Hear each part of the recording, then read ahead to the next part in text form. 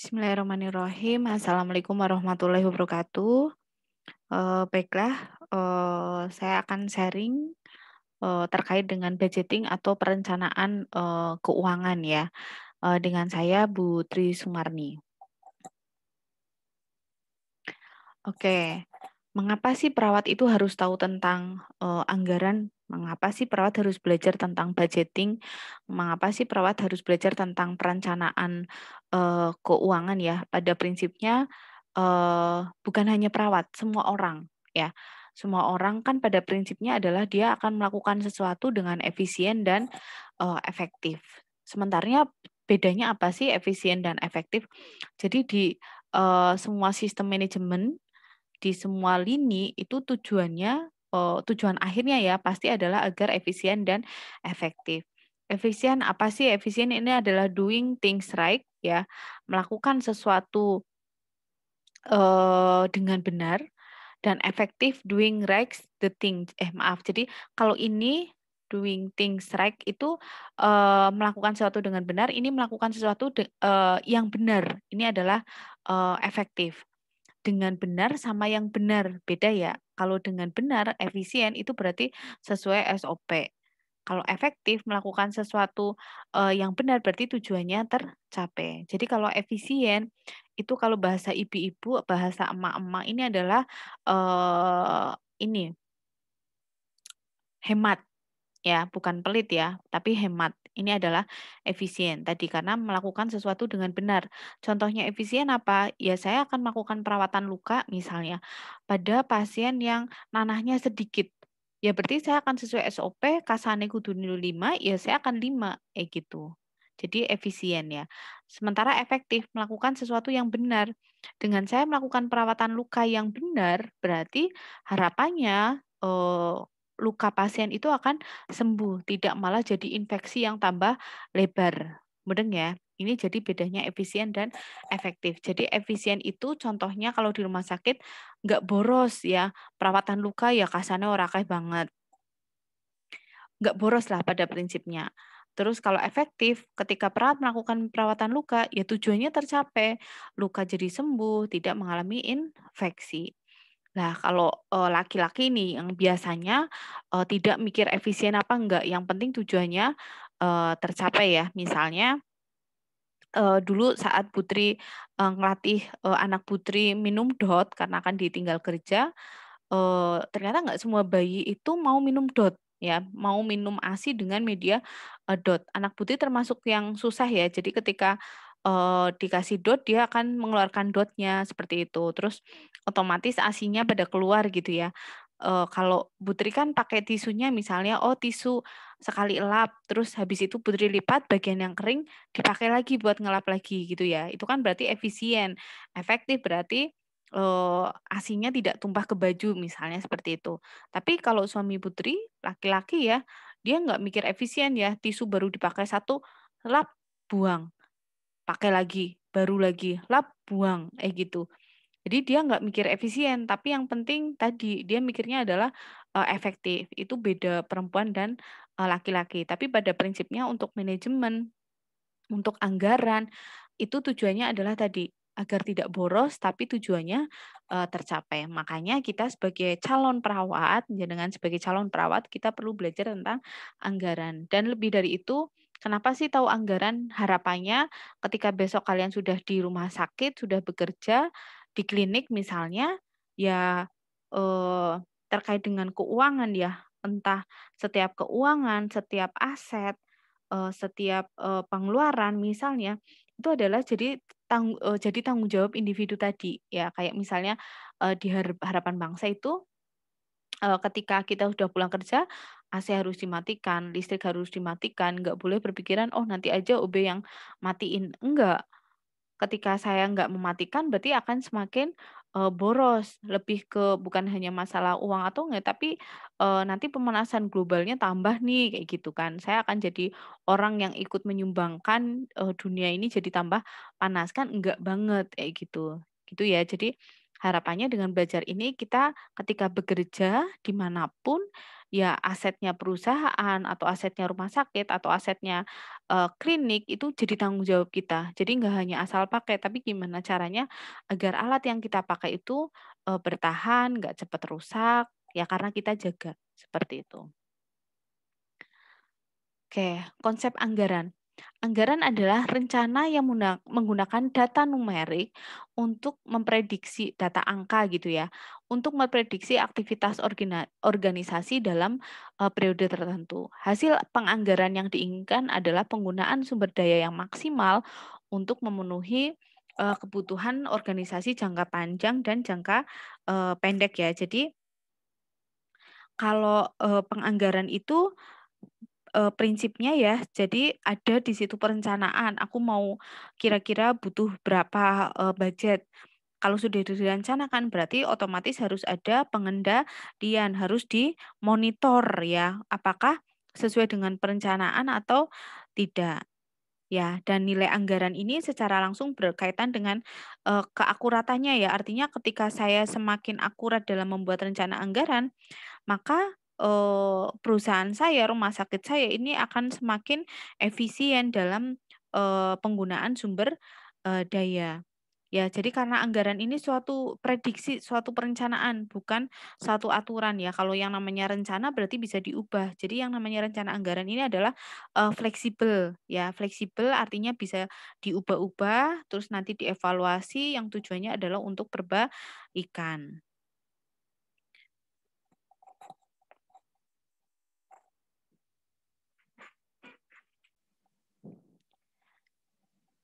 Oke, selanjutnya adalah ke macam-macam pengeluaran. Jadi pengeluaran itu ada 2, pengeluaran tetap dan pengeluaran, variabel.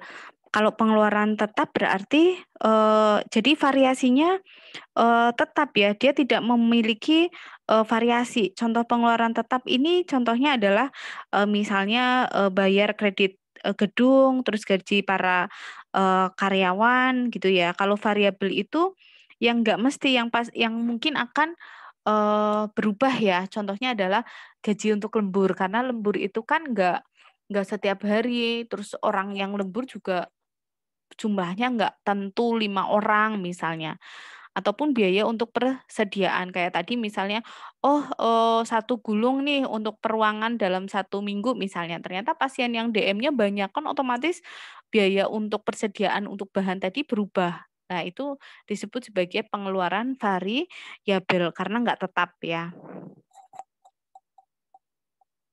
Oke. Peran pemimpin dalam perencanaan, keuangan. Kalau pemimpin perannya apa? Yang pertama adalah visioner dalam mengidentifikasi atau meramalkan kebutuhan unit jangka panjang dan jangka pendek.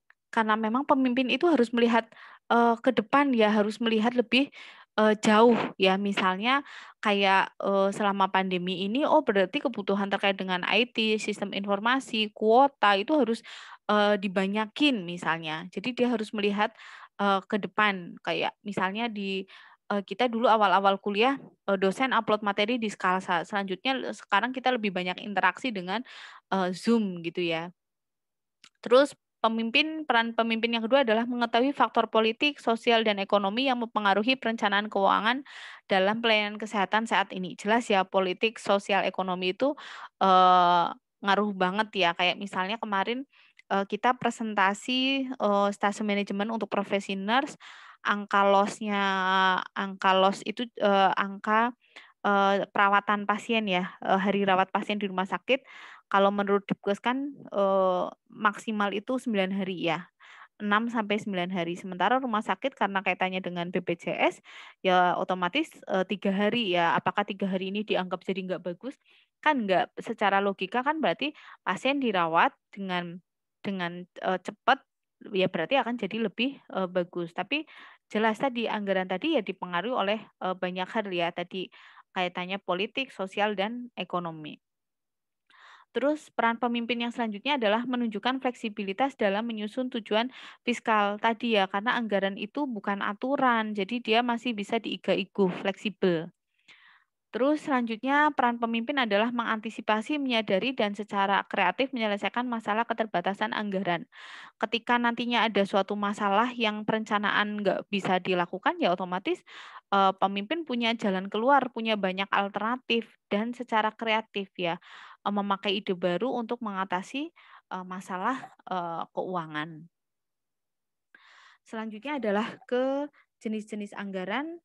Anggaran yang pertama adalah anggaran staf ya.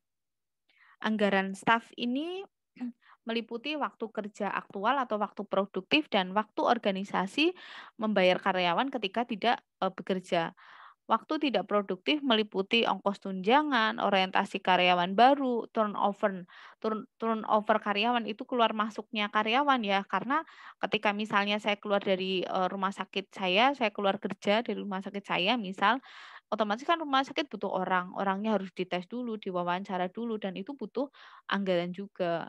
Terus waktu sakit dan libur dan waktu untuk lanjut pendidikan. Jadi anggaran, staf ini adalah, anggaran yang, ini ya, paling besar yang, dikeluarkan karena, untuk ketenagaan ya, untuk staf, yang tadi adalah bersifat, padat, karya dan ini kan otomatis, dipengaruhi oleh jumlah, pasien ya dan harus hati-hati ketika misalnya rumah sakit menganggap bahwa, "Oh pasiennya banyak banget," terus selalu bawahan ngomong, karyawannya kurang nih, perawatnya kurang," kayak gitu. Itu benar-benar harus diprediksi karena, jumlah pasien itu nggak mesti banyak terus ya, bisa aja suatu saat nanti jumlah pasiennya jadi, berkurang. Jadi harus, dipertimbangkan itu. Nanti kita udah pesen banyak perawat ya, kita buka lowongan kerja untuk perawat, tapi ternyata, eee, besok-besoknya jumlah pasien sedikit. Nah, perawatnya malah bingung ngarep ngapain ya, akhirnya kan perusahaan akan rugi karena membayar, perawat yang tidak melakukan, pekerjaan.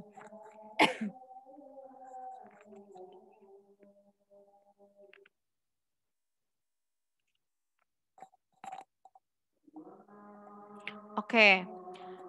Yang penting lagi adalah ketika untuk membuat, anggaran staf ini, kita harus tahu dulu, berapa jam perawatan yang dibutuhkan oleh, pasien ya. Ini saya contohkan misalnya, shift jaganya dari jam 11 malam sampai dengan jam 7 pagi, yang berjaga itu misalnya adalah, 2 orang perawat primer, 1 orang perawat pelaksana, dan 1 pekarya misalnya.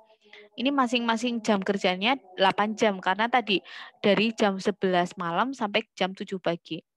Terus dari jam 7 pagi sampai jam 3 sore, ini ada 3 perawat primer, ada 2 perawat pelaksana, terus misalnya ini petugas administrasi, terus 1 pekarya. Ini juga masing-masing 8 jam. Terus selanjutnya jam 3 sore sampai jam 11 malam, itu ada 2 perawat primer, ada 2 perawat pelaksana, ada 1 staf administrasi dan 1 pekarya, masing-masing juga 8 jam. Terus dari jam 11 malam sampai dengan jam 7 pagi ada 2 perawat primer, 2 perawat pelaksana dan 1 administrasi misalnya, masing-masing 8 jam. Nanti cara menghitungnya bagaimana? Cara menghitungnya berarti cara untuk menghitung jam perawatan pasien ya. Misalnya ini ada di ruang, mawar misalnya. Berarti kita kalikan ya, misalnya, eee, karena ini mestinya semuanya 8 jam, berarti gampang tinggal berarti yang shift, jam 11 malam sampai jam 7 ini kan berarti 4 ya kalau dijumlah, 4 kali 8 berapa hasilnya. Terus ini orangnya berarti 6, 6 kali 8 berapa jumlahnya. Terus ini berarti 4 kali 8, ini 5 kali 8. Nah, nanti masing-masing dijumlah dari atas sampai ke bawah ya. 2 kali 8, maaf, ini kan tadi 4 kali 8, 32. Terus ini 6 kali 8, 48. 32 tambah 48. Terus tambah 6 kali 8, 48. Terus 5 kali 8, 40 ya. Jadi di sini 48, terus tadi 4, ini kan 4 kali 8, 32, 48, 48 sama 40 dijumlah. Misalnya ketemulah 200 misalnya. 200 nanti karena ini pasiennya ada 25 orang, berarti 200 dibagi 25. Nah, ketemulah X. X ini adalah jumlah jam perawatan pasien. Ya, ini nanti silakan dikerjakan di forum ya, berapakah jumlah jam perawatan untuk pasien ya. Nanti silakan masukkan jawaban kalian di eh, forum ya.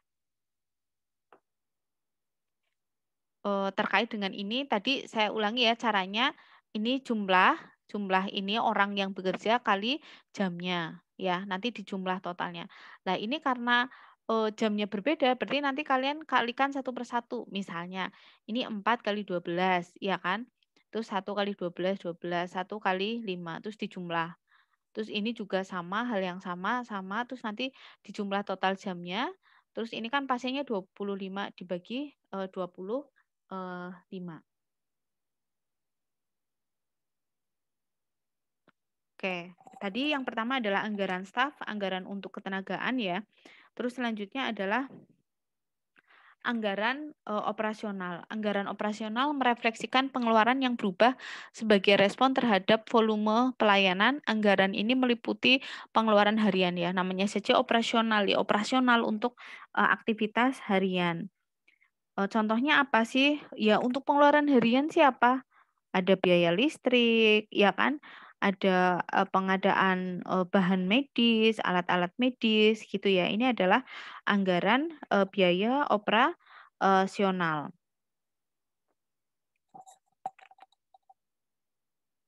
Pada prinsipnya untuk pengeluaran harian ya, di sini contohnya adalah untuk telepon, untuk akses internet, kayak gitu ya. Selanjutnya adalah anggaran kapital, namanya saja kapital, besar-besar ya.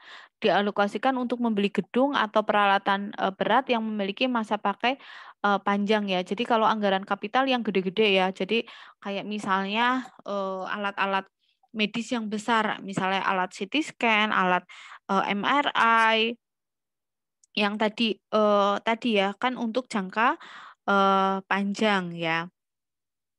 Tadi ya alat MRI, alat CT scan. Selanjutnya adalah macam-macam metode penganggaran. Yang pertama adalah incremental budgeting. Incremental budgeting merupakan metode yang paling sederhana dengan mengalihkan pengeluaran tahun ini dengan faktor tertentu, misalnya laju inflasi atau consumer price index, dapat diperoleh anggaran untuk tahun yang akan datang. Metode ini lebih fiskal tapi tidak efisien ya. Secara fiskal, jadi gini, kalau metode incremental budgeting itu, jadi kita kan merencanakan anggaran untuk tahun depan ya. Dia cuma anggaran tahun ini habis berapa, terus dikali apa sih laju inflasi. Udah, berarti itu adalah anggaran yang untuk tahun depan ya. Jadi ini kepenak, sederhana, tapi enggak efisien ya, karena tadi laju inflasi kan naik turun ya. Selanjutnya adalah zero based budgeting. Manajer menggunakan metode ini harus memvalidasi kembali program atau kebutuhan mereka pada setiap siklus penganggaran. Penggunaan paket keputusan untuk menyusun prioritas pendanaan adalah kunci metode ini. Jadi kalau zero based budgeting ini adalah mereka jadi ini kalau zero based budgeting itu lebih ke bukan yang anggaran tahun kemarin dikalikan, apa sih, laju inflasi, tapi, si manajer, si pemimpin ini dia harus melis kebutuhannya mereka, ya, melis kebutuhannya mereka. Jadi anggaran tahun ini yang nggak ada hubungannya dengan yang kemarin, kayak gitu ya. Dan dia sudah banyak alternatif kalau di zero base, budgeting ya. Karena tadi, ada prioritas pendanaan. Ini komponen penting pada zero based budgeting. Yang pertama adalah harus ditulis dulu tujuan khusus atau aktivitas yang akan dilakukan di per masing-masing bagian. Misalnya tahun depan misalnya ya, misalnya kalau UHB, oh tahun depan mau ada PKK apa aja nih, prodi apa aja. Ini jadi sebutkan tujuan khususnya atau aktivitas yang akan dilakukan tahun depan. Selanjutnya adalah perencanaan alternatif untuk melakukan aktivitas tersebut. Karena kita sudah merencanakan banyak aktivitas, tapi kan bisa aja gagal, iya nggak sih? Lah kita punya alternatif juga ketika itu gagal, kita list apa saja rencana tindakan kita. Nah, otomatis dari setiap rencana tadi, otomatis diperlukan biaya, ada biaya alternatif. Nah, terakhir, kita list, apa sih ya dari berbagai alternatif tadi, untung ruginya, bagaimana. Ya, jadi yang kunci yang pertama adalah tetapkan tujuannya, habis itu siapkan banyak alternatif, dari masing-masing alternatif itu biayanya berapa, terus selanjutnya adalah, eee kita pilah juga kelebihan dan kekurangan, sehingga ya tadi, penggunaan paket keputusan, karena tadi untuk menyusun prioritas. Jadi, ini perbedaan zero based budgeting dengan incremental, budgeting. Zero based budgeting tadi, each budget, start with value-nya 0. Jadi ketika kita membuat rancangan zero based budgeting, berarti kita mulai dari angka 0, namanya aja zero, 0 ya. Maksudnya tadi karena kita, mem-plan-kan tujuannya apa dulu, di-list satu-satu, rencana tindakan kita apa, alternatifnya apa, biayanya berapa. Sementara kalau incremental budgeting ini dimulai dari angka, tahun lalu berapa dikalikan, laju inflasi. Ini contoh penggunaan, pohon keputusan ya, ini, penggunaan paket keputusan untuk zero based, budgeting. Misalnya adalah, kalian nih mahasiswa, keperawatan, mau praktek di rumah sakit harus, vaksinasi hepatitis. Tujuannya adalah agar kalian, terhindar dari penyakit hepatitis ya, karena rumah sakit kan siapa tahu ada pasien hepatitis bisa juga nular ke kalian gitu ya, misal seperti itu. Terus faktor pendorongnya adalah kenapa sih harus divaksin? Oh, karena memang mahasiswa itu berisiko tinggi terkena, infeksi hepatitis B ya. Dan dengan adanya vaksinasi maka akan mengurangi, resiko. Sementara faktor penghambatnya adalah biayanya mahal gitu ya. Terus nanti biayanya mahal, nanti mau gimana, siapa yang bayar gitu. Terus lah ini kita buat alternatif ya. Makanya tadi di zero based budgeting itu harus banyak alternatif. Alternatif satu misalnya eh, yang bayar, vaksinnya adalah, mahasiswa kayak gitu ya. Keuntungannya ya mahasiswa akan aman dari penyakit, tapi kerugiannya kalau mahasiswa yang nggak mampu bagaimana, gitu ya. Padahal hak sehat kan haknya mahasiswa, misalnya seperti itu. Sementara alternatif kedua itu, mahasiswa nggak usah divaksin deh, gitu kan. Keuntungannya otomatis biaya nggak ada yang keluar, tapi kerugiannya mahasiswa, beresiko untuk mengalami, infeksi hepatitis B, tertular dari pasien ya. Terus selanjutnya adalah alternatif 3, misalnya, antara pendidikan sama mana? Sama tempat vaksin bekerja sama misalnya, dengan harapannya nanti biaya vaksin jadi lebih murah nih karena semua anak, kampus semuanya vaksin ke sana. Dengan seperti itu misalnya dengan harga lebih murah nanti biayanya patungan antara mahasiswa dengan, tempat kampusnya, misalnya seperti itu alternatif 3.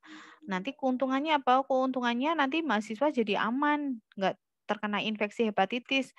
Ya kan? Terus, sama-sama, apa sih keuntungannya itu sama-sama, biayanya yang dikeluarkan bareng sama kayak gitu kan. Kampus iya, mahasiswa juga iya misalnya. Kerugiannya nggak ada, misalnya seperti itu. Berarti nanti akan diambil, keputusan kita mau pakai alternatif yang mana, satu 2 atau 3 gitu ya. Terus selanjutnya adalah, langkah-langkah dalam, proses penganggaran. Ini hampir sama seperti, kayak proses keperawatan ya, dari mulai pengkajian, penentuan, masalah, perencanaan, terus tindakan, selanjutnya evaluasi, sama di sini. Jadi ketika pemimpin akan menganggarkan, dia dia mengkaji dulu kebutuhan apa yang harus dipenuhi. Selain kebutuhan adalah aktivitas apa yang akan dilakukan, ya kan. Ketika sudah meli satu-satu, selanjutnya adalah membuat, perencanaan ya. Membuat perencanaan, oh berarti, butuh apa saja, nanti siapa yang melakukan. Ya, sehingga untuk membuat perencanaan inti makanya dibuat, rencana anggaran, tahunan ya, anggaran fiskal, tahunan atau untuk angka, 12 bulan ya. Terus selanjutnya adalah ke langkah selanjutnya adalah implementasi dan evaluasi. Kalau implementasi lebih ke, pemantauan atau monitoring ya, monitoring terhadap, perencanaan tadi agar apa, agar biayanya tidak, bengkak ya, agar biayanya tidak bengkak. Dan yang terakhir adalah, dan itu tadi ya, untuk mengurangi, penyimpangan-penyimpangan terhadap, anggaran yang sudah, dibuat ya. Terus selanjutnya langkah terakhir adalah evaluasi. Evaluasi itu berarti harus dikaji ulang, terus dimodifikasi sesuai dengan, situasi ya. Jadi akhirnya harapannya dengan hasil evaluasi evaluasi tadi bisa untuk memprediksi, keperluan anggaran untuk tahun, depan ya. Jadi dikaji dulu, dibuat rencana, dilaksanakan, dan dievaluasi. Terus selanjutnya dalam menyusun anggaran rumah sakit perlu keseimbangan antara unit organisasi, mata anggaran, dan jenis, kegiatan atau, fungsi. Unit organisasi misalnya, oh di sini ada kamar bedah, ya kan, terus habis itu, ada, linen atau laundry gitu ya. Mata anggaran yang tadi ada anggaran untuk operasional, anggaran investasi, dan anggaran, pemeliharaan. Selanjutnya jenis kegiatan nanti di sini ada jenis kegiatan untuk administrasi, untuk pendidikan, untuk, pelayanan medis, pelayanan penunjang. Jadi, apa ya, kumpul semuanya kumpul per unit, terus direncanakan apa saja yang harus di-list ya. Jadi unit organisasinya kumpul, masing-masing unit ini harus membuat mata anggaran ya. Dari anggaran operasional, anggaran untuk, pemeliharaan, ya kan. Terus jenis kegiatannya tadi, untuk kegiatan untuk administrasi, kita lihat di sini langsung ya. Jadi misalnya mata anggarannya ada 3 ya, ada investasi, untuk operasional sehari-hari, dan untuk pemeliharaan. Jenis kegiatannya ada, administrasi, pendidikan karyawan, pelayanan medis, misalnya beli alat medis, penunjang misalnya adalah, membeli, mesin cuci ya, misalnya seperti itu.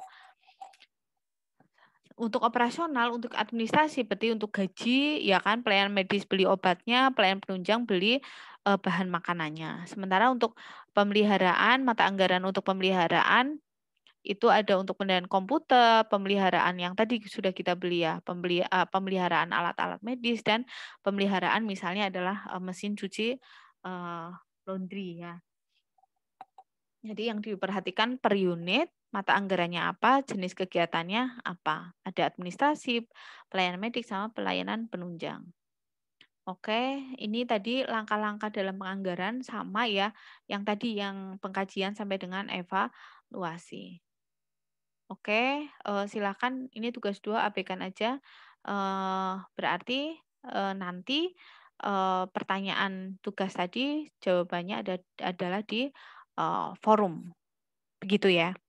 Oke, terima kasih, saya akhiri. Wassalamualaikum warahmatullahi wabarakatuh.